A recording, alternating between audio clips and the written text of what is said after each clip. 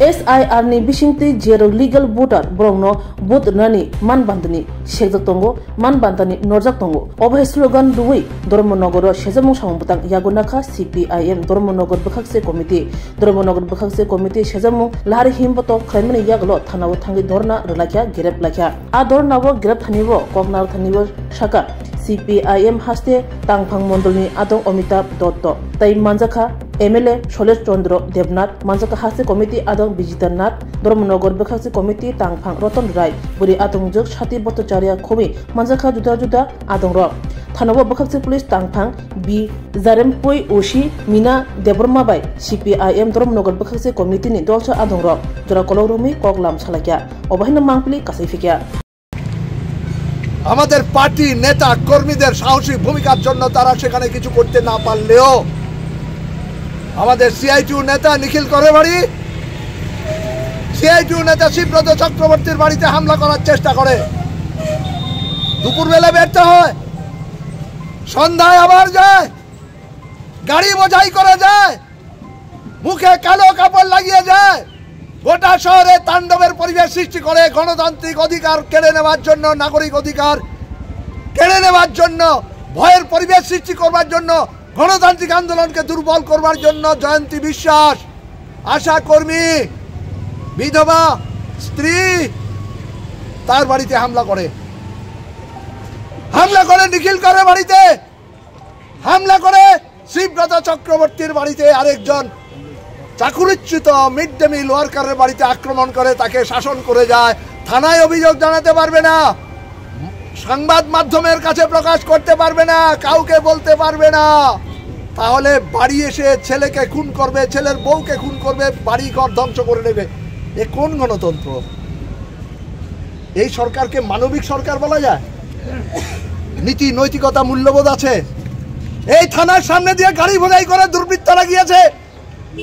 কেন সেই দুর্বৃত্ত বাহিনীকে আটক করা গেল না পুলিশের কাছে কোনো খবর নেই কারা এই ঘটনার সাথে যুক্ত কেন এখন পর্যন্ত থানা কর্তৃপক্ষ স্বতঃপ্রণোদিতভাবে মামলা গ্রহণ করে দুর্বৃত্ত বাহিনীর বিরুদ্ধে ভূমিকা নিতে পারল না আমরা তীব্র ধিক্কার জানাচ্ছি আমরা এই দাবি নিয়ে যাব ধর্মনগর থানার ওসির কাছে আমরা তো দেখেছি গত কয়েকদিন আগে সংবাদ মাধ্যমে দেখেছি সামাজিক মাধ্যমে দেখেছি ত্রিপুরা বিধানসভার অধ্যক্ষ এই থানায় এসে ওসির কাছে স্বীকার করেছেন নেশার সাম্রাজ্য চলছে ধর্মনগর শহর জুড়ে আইন শৃঙ্খলা নেই পরামর্শ দিয়ে গেছেন ধর্মনগর থানায় রাতের অন্ধকারে যারা আসে দুর্বৃত্ত বাহিনী তাদের বিরুদ্ধে ব্যবস্থা নেওয়ার জন্য নিজেরাই স্বীকার করছেন নেশার সাম্রাজ্য চলছে আইনের শাসন নেই আইনের শাসন ভেঙে পড়েছে গোটা রাজ্যের 18 সালের পর থেকে আইনের শাসন নেই বিধ্বস্ত আইনের শাসন এই আইনের শাসন পুনরুদ্ধার করতে চাই গণতন্ত্র ফিরিয়ে আনতে চাই এবং বিজেপির পেটুয়া বিজেপির এজেন্ট নির্বাচন কমিশন ওই বিহারে বিজেপি জোটের জয়কে সুনিশ্চিত করবার জন্য ভোটার তালিকায় যাদের নাম ছিল যারা 2024 সালের লোকসভা নির্বাচনে অংশ নিয়েছে যারা ভোটার বৈধ ভোটার তাদের থেকে 65 লক্ষের উপরে বৈধ ভোটারের নাম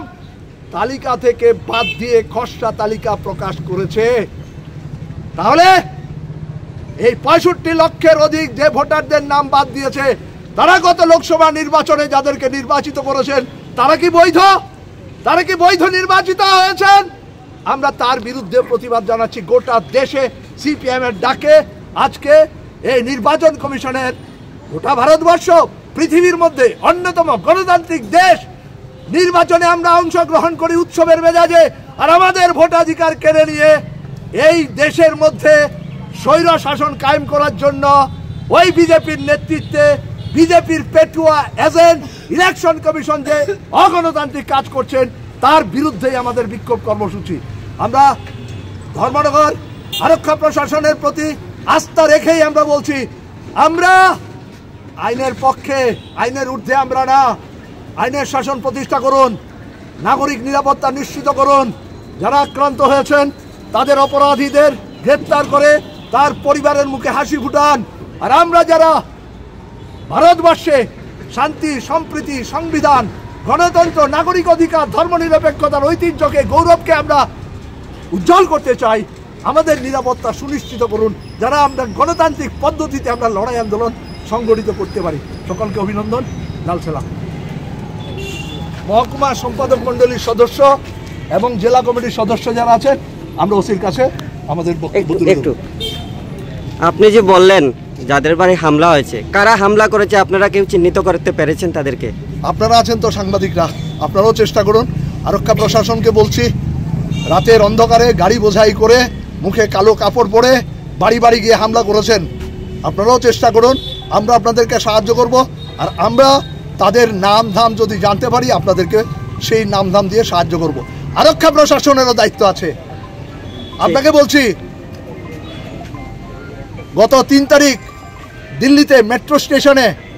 মেট্রো রেলের ভেতরে আমার মোবাইলটা চুরি হয়। সাথে সাথে ওই আইএনএ পুলিশ স্টেশন দিল্লিতে লিখিত অভিযোগ করি। আজকে থানা থেকে জানিয়েছে আমার সেই মোবাইলটা তারা উদ্ধার করতে পেরেছে। অনেকে আশঙ্কা করেছিলেন পারবে না, আমি বলেছিলাম পুলিশের প্রতি আমার আস্থা আছে। আমার যারা বন্ধুবান্ধব রয়েছে, আইপিএস অফিসাররা রয়েছে, বিএসএফের অফিসাররা রয়েছে, অন্যান্য যারা বন্ধুবান্ধব রয়েছে দিল্লিতে, তাদেরকে আমি বলেছিলাম, তারা আশ্বস্ত করেছিলেন নিশ্চিতভাবে সেই মোবাইল উদ্ধার করবে। তারা উদ্ধার করতে পেরেছে। চোরকে আমি চিনি না, চোরকে আমি দেখিনি। পুলিশ যদি ইচ্ছে করে সব পারে। এখানেও যারা আক্রমণ করেছে এরা তো বাইরের কেউ না, এই ধর্মনগর শহরের যারা প্রতিদিন নিজেরা সংঘর্ষ করছে, তারাই নিজেদের আধিপত্য কায়েম করবার জন্য, লুটের রাজত্ব কায়েম করবার জন্য, ওই নেতৃত্বের কাছে সাধু সাজার জন্য আক্রমণ সংগঠিত করেছে। আপনারা চেষ্টা করুন, তাদেরকে আপনারাও চিহ্নিত করতে পারবেন।